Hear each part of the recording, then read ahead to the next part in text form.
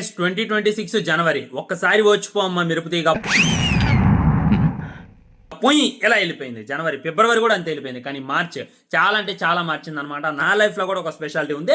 ఏందో చెప్తా చూడండి. ఫస్ట్ చూసుకున్నట్లయితే ఇరాన్కి, ఇజ్రాయెల్కి, యూఎస్కి యుద్ధం, మూడో ప్రపంచ యుద్ధం వస్తుంది అని చెప్పి మనమైతే 100% అనుకున్నటువంటి రోజులు. ఆ తర్వాత గ్యాస్ సిలిండర్ దొరక్క నేనైతే 3000 పెట్టి మరి గ్యాస్ సిలిండర్ కొనుక్కున్నాను అనమాట. బంకుల ముందు జనాలు ఒక్కొక్క చోట హైదరాబాద్లో బంకులే దొరకట్లేదు, 3 గంటలు నించోబెట్టి 3 లీటర్లు ఇచ్చారా బాబు మాకు అని చెప్పి వాపోయిన వాళ్ళు ఉన్నారనమాట. 100% లాక్డౌన్ వస్తుంది అనేటటువంటిది ఫిక్స్ అయి కూర్చున్నాం. ఉగాది వచ్చింది, రంజాన్ వచ్చింది, విజయ్ దేవరకొండ రష్మికా మందన పెళ్ళైంది, విజయ్ మరియు త్రిష లవ్ అఫేర్. మన విజయ్ చూసుకున్నట్లయితే బ్రేకప్ చెప్పటం అబ్బో చెప్పలే కానీ ఇంకా చాలా ఉన్నాయి.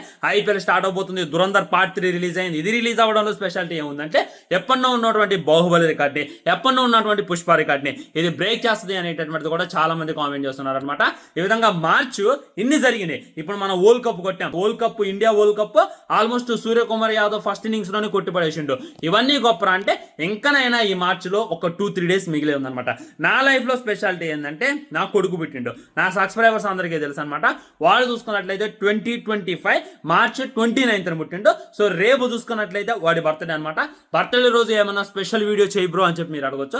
అలాంటి ఏమి ఎక్స్పెక్ట్ చేయమాకండి. ఈ విధంగా మార్చ్ అనేటటువంటిది చాలా మార్చేసింది.